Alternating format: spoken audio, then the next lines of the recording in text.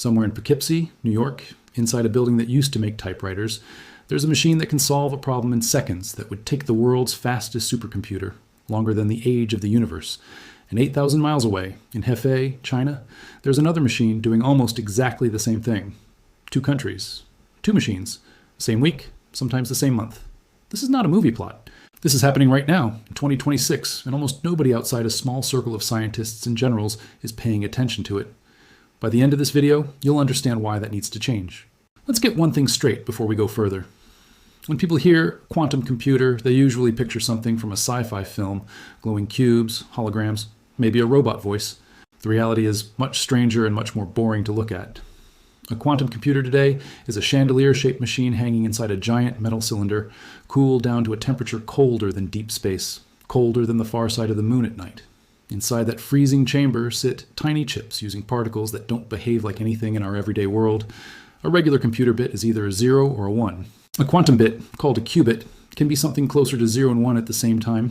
Stack enough of those together and you get a machine that can explore millions of possibilities simultaneously instead of one at a time. That's the whole secret.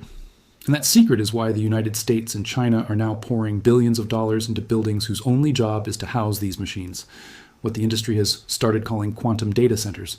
So why does this actually matter to you, someone who has probably never touched a quantum computer and never will directly? Because the country that masters this technology first doesn't just get bragging rights. It potentially gets the ability to break most of the encryption protecting your bank account, your medical records, and every government secret on Earth. It gets a head start on designing new drugs and materials decades faster than normal chemistry allows. And it gets a tool that could reshape military intelligence, logistics, and cybersecurity for a generation. That's why Washington and Beijing are treating this the way earlier generations treated the space race or the atomic bomb. And just like those earlier races, nobody knows for certain who's actually ahead. Anyone who tells you they're 100% sure is selling you something. But there's real data here, real machines, real money. And once you see it laid out side by side, you'll start to notice something surprising about who's actually pulling ahead in which parts of this race. Think of it this way for a second. Imagine every code protecting the modern world, your bank login, a hospital's patient files, a country's military communications, is locked behind a door with an almost infinitely long combination. A regular computer, trying every combination one at a time, would need thousands of years to get through. That's why we trust those locks today. A large enough, reliable enough quantum computer doesn't pick the lock faster in the traditional sense. It essentially tries huge numbers of combinations at once, collapsing thousands of years of guesswork into a much shorter window. Security researchers even have a name for the moment this becomes practical. Q-Day. Nobody knows exactly when Q-Day arrives. But whichever country builds the first truly reliable large-scale quantum machine gets to decide what happens in the years immediately after that door swings open. And that's the prize both Washington and Beijing are actually racing toward, even if the public conversation usually stays focused on qubit counts instead. Let's start on the American side, because it's the story most viewers here have never actually seen in detail. The center of the US quantum effort right now sits in that Poughkeepsie facility we mentioned, IBM's Quantum Data Center. IBM's Vice President of Quantum, Jay Gambetta, has described it as the epicenter of their quantum work, a place where more than 250 partner organizations already tap into the machines remotely through the cloud. In June 2025, IBM laid out a public roadmap towards something they call Starling, a machine designed to be the world's first large-scale fault-tolerant quantum computer, meaning a machine reliable enough to actually trust with serious, real-world calculations instead of just experiments. The plan involves a chain of new processors with names like Loon, Kookaburra, and Cockatoo, each one a stepping stone, with Starling itself targeted for around 2029. That's not next year. That's a real multi-year construction project, not a press release stunt. And IBM has stuck close enough to its earlier roadmaps that most industry analysts treat this timeline as credible, even if a few years slip is always possible in frontier hardware. IBM isn't racing alone. Google's quantum team unveiled a chip called Willow at the end of 2024, and by 2025 it had become the benchmark that everyone else compares themselves to, including, as we'll see in a moment, the Chinese team. Amazon's AWS division introduced its own chip, Ocelot, aimed specifically at cutting the enormous overhead that error correction usually demands, potentially by as much as 90%, according to Amazon's own published claims, though independent replication of that number is still limited. Honeywell's quantum spin-off, Quantinuum, raised roughly $600 million in a funding round that pushed its valuation close to $10 billion, and it landed a contract under the Pentagon's DARPA Quantum Benchmarking Initiative. a program specifically built to independently verify which company's quantum claims actually hold up under scrutiny. And IonQ, a company that specializes in a different qubit approach using trapped ions instead of superconducting circuits, has been shipping rack-mounted quantum systems designed to slot directly into ordinary data centers, treating quantum less like a separate lab experiment and more like the next hardware upgrade sitting next to your servers. China's hardware push isn't limited to superconducting chips either. In May 2026, a separate Chinese team published results in the journal Nature on a machine called Zuchongzhi 0, a photonic processor, meaning it uses particles of light instead of superconducting circuits. Built around 1,024 squeezed light inputs running through an optical circuit with over 8,000 modes. It's a completely different engineering approach from Zuchongzhi, chasing the same underlying goal through a different door entirely. Having two credible, independently funded hardware paths running in parallel, superconducting and photonic, is itself a signal of how much depth China has built into its bench, even if photonic quantum computing remains further from practical everyday use than the superconducting approach both Zuchongzhi and Willow rely on. Behind all of this sits government money. The U.S. National Quantum Initiative, first authorized back in 2019 with about $1.2 billion, was reauthorized with an additional $1.8 billion in funding running through 2029. The Department of Energy alone runs 5 dedicated quantum research centers with over $600 million behind them. And in 2026, Washington went further, announcing a $2 billion funding package spread across 9 American quantum firms. A package big enough that, when it was announced, shares of rival Chinese quantum companies reportedly jumped, apparently in response to the scale of American commitment. That's the picture on one side of the Pacific. Deep-pocketed private companies, a layered government funding structure, and a roadmap stretching out to the end of the decade. But here's the twist most people watching this from the United States have no idea about. While American companies were building out Poughkeepsie, China wasn't sitting back and admiring it from a distance. China built its own answer, and in some very specific ways, that answer has already caught up. At the University of Science and Technology of China, a team led by physicist John Wei Pan unveiled a processor called Zuchongzhi 3, 0 in late 2024 and early 2025, and its specs are almost eerily close to Google's Willow. Both chips run 105 qubits. Independent physics reporting, including coverage published in Physics Magazine by the American Physical Society, noted that Willow holds a slight edge in fidelity and coherence time, but described Zuchongzhi 3, 0's numbers, as being in the same competitive class. Translation: these two machines, built on opposite sides of the planet by rival governments, are running neck and neck on some of the hardest benchmarks in physics. China's team also demonstrated a calculation using an 83-qubit random circuit that they say would take classical supercomputers billions of years to replicate. That specific claim, like most quantum supremacy claims from any country, comes from the research team itself and hasn't been fully independently verified in real-world conditions, so treat the exact multiplier with some healthy skepticism. But the underlying achievement, a Chinese lab producing hardware that credible outside physicists consider comparable to Google's flagship chip, is not in dispute. And this is where it gets more interesting, because Zuchongzhi isn't China's only card. A company called Origin Quantum, spun out of USTC back in 2009, has built what may be the closest thing China has to its own version of IBM. In May 2026, Origin launched the Wukong 180, a 4th-generation superconducting quantum computer built around a 180-qubit chip. More raw qubits than Willow or Zuchongzhi, even if raw qubit count alone doesn't tell the whole performance story. Origin says the entire system, from the chip itself to the control electronics to the operating software, was built domestically without relying on components sourced from the United States.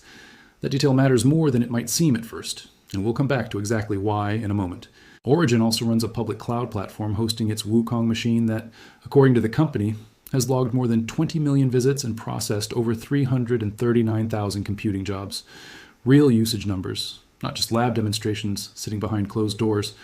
Now, none of this happened by accident. China has designated quantum technology a central pillar of its national strategy, folding it into its 5-year economic plans and backing it with what industry trackers estimate at roughly $15 billion in direct government quantum funding, with access to a broader $138 billion technology fund introduced in 2025 that quantum firms can tap into alongside other strategic industries. That is a very different funding model from the American approach, which relies more heavily on private venture capital layered on top of targeted federal grants. Neither model is inherently better, but they produce very different kinds of pressure and very different kinds of risk. And there's a reason China has been racing to make its systems fully homegrown, chip to software. In March 2025, The US government added roughly 80 companies to an export blacklist, more than 50 of them Chinese, including several subsidiaries of Inspur Group, a major Chinese cloud and data provider, over accusations they were acquiring American technology to advance quantum and AI systems with military applications. Multiple leading Chinese quantum institutions, including Quantum C-Tech, Origin Quantum, and USTC itself, are now on that restricted list. Despite the sanctions, reporting from outlets covering the sector suggests Chinese firms have kept advancing by sourcing components from non-American suppliers instead. Whether that workaround can fully replace what American suppliers used to provide is one of the genuinely unresolved questions in this whole story. And depending who you ask in the industry, you'll get a different answer. So who's actually winning? Here's where we need to slow down and resist the urge every headline out there seems to give in to. If you're looking purely at raw experimental horsepower, qubit counts, processing speed on very specific narrow benchmarks, China and the United States are close enough that calling a clear winner would be dishonest. Zuchongzhi 3.0 sits right alongside Willow. Wukong 180 has more physical qubits than either of them, but hardware headlines don't capture the whole race. Look at the commercial and software layer instead, and the picture shifts. The United States still runs a noticeably deeper bench of independent quantum companies: IBM, Google, Amazon, IonQ, Rigetti, Quantinuum, D-Wave, and more, each pursuing different qubit technologies in parallel, creating a kind of evolutionary competition inside one country. Patent data backs this up in an interesting way too. According to analysis compiled from the Quantum Economic Development Consortium's tracking of patent filings, China holds something close to a 60% volume lead in total quantum patents filed. But the United States holds a clear quality and foundational edge specifically in quantum error correction and core processor hardware. The patents that actually underpin whether a fault-tolerant machine can be built at all. China, meanwhile, holds a strong lead in an entirely different but strategically massive field: quantum key distribution, a quantum-based approach to secure communication that China has been building into real infrastructure for years, well ahead of most Western deployments. And then there's a factor almost nobody outside the industry talks about, but that quietly decides who wins races like this one: the physical supply chain underneath all of it. Building a quantum data center doesn't just require clever physics. It requires specialized cryogenic cooling systems, ultra-pure detector materials, and rare isotopes like helium-3, all of which are in genuinely short supply worldwide. A June 2026 executive order on quantum innovation acknowledged this gap directly, calling for 5-year plans, specifically around quantum sensing and supply networks. And weeks later, the National Security Agency's Laboratory for Physical Sciences, together with the Army Research Office, launched an initiative called Quantum Agile, aimed squarely at securing America's domestic supply of these specialized components. That's not the kind of announcement that trends on social media. But supply chains, more than flashy chip demos, are usually what actually decides who can scale a technology from a lab experiment into something running at national scale.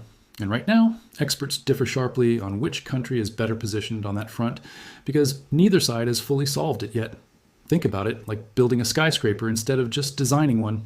Both countries have brilliant architects who can draw up jaw-dropping blueprints. That's the chip design, the physics papers, the record-breaking benchmarks. But a skyscraper also needs steel, concrete, and a supply route that doesn't get cut off halfway through construction. Right now, the United States has deep expertise in the blueprint stage, but is openly admitting, through its own government's language, that its domestic materials pipeline for things like specialized cryogenics and helium-3 needs years of work. China, meanwhile, has been forced by sanctions to build its own materials pipeline from scratch, faster than it might have otherwise chosen to, precisely because it can no longer count on importing certain components from American or American-linked suppliers. Whichever country closes that materials gap first may end up mattering more long-term than whoever wins this month's qubit count headline. Here's the part of this story that deserves more attention than it gets. This isn't just a scientific rivalry playing out in academic journals. It's shaping real politics inside the United States right now. As American companies race to build the physical data centers, classical and quantum alike, needed to support all of this, they're running into fierce local resistance. Polling from Gallup conducted in March 2026 found that roughly 7 in 10 Americans oppose having a new AI or advanced computing data center built in their own community, citing concerns over energy use, water consumption, and strain on local infrastructure. And according to reporting reviewed by The Hill, there are documented signs that Chinese state-linked influence campaigns have been working to amplify exactly these local disputes online, not by inventing opposition from nothing, but by pouring fuel on debates that were already happening among real American communities. That's a strange, almost paradoxical situation. China publicly racing to outbuild America in advanced computing infrastructure. while allegedly also working quietly to slow America's own infrastructure build-out from the inside. Multiple outlets have reported versions of this story, though the scale and effectiveness of any such influence campaign remains something researchers are still trying to measure precisely, and reasonable analysts disagree on how significant it really is. So, where does all of this actually leave us? If you want a simple, satisfying answer, America's ahead or China's ahead, this video is going to disappoint you because reality refuses to hand us one. What the evidence actually shows is a race that's far closer and far more layered than most headlines let on. The United States holds a real advantage in commercial depth in the sheer number of serious independent companies chasing this technology from different angles, and in the foundational patents that fault-tolerant computing will eventually depend on. China holds a real advantage in state-coordinated speed, in matching American hardware benchmarks almost move for move, and in building an entire homegrown supply chain specifically designed to survive without American components. Betting everything on either country winning outright at this stage would be a bet made on incomplete information. And anyone claiming total certainty either hasn't looked closely enough or isn't telling you the whole picture. What we can say with real confidence is this: the quantum data center isn't a futuristic concept anymore. It's already being built on both sides of the Pacific by real engineers with real government money on real construction timelines you can actually track. And whichever country crosses the finish line first on fault-tolerant, large-scale quantum computing won't just win a scientific trophy. They'll hold a tool capable of reshaping encryption, medicine, and global power for decades afterward. That's worth understanding now, while the race is still being run, rather than after somebody's already crossed the line. If this kind of deep dive breakdown is useful to you, consider subscribing, because we're going to keep tracking this story as it develops. And given how fast both countries are moving, it won't stay the same for long.